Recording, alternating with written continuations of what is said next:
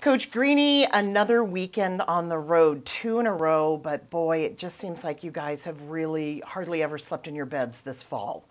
Yeah, absolutely. It's been tough. Seems like we really haven't been in Bowler Gym at all. And when we were, it was some pretty tough teams with UCLA and USC.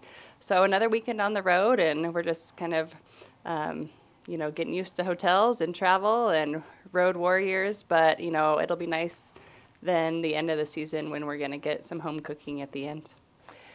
At Colorado and Utah, you had some really tough sets, scores that were way beyond the 25.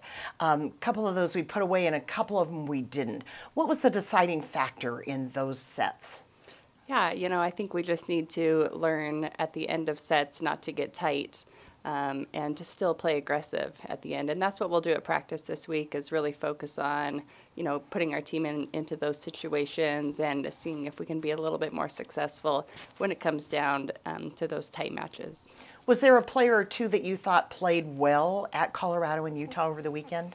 Well, I thought Rachel Todorovich did a great job at Utah, not so well against Colorado. And then, our middles, both Ferlia Hardaway and Marceline Glab, have done a great job.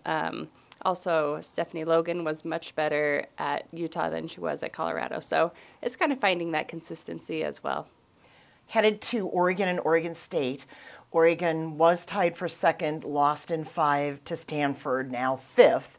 Oh gosh, okay. And then Oregon State's been receiving votes in the poll. Do you attack these together? Do you attack them separately? How are you preparing your team for this weekend?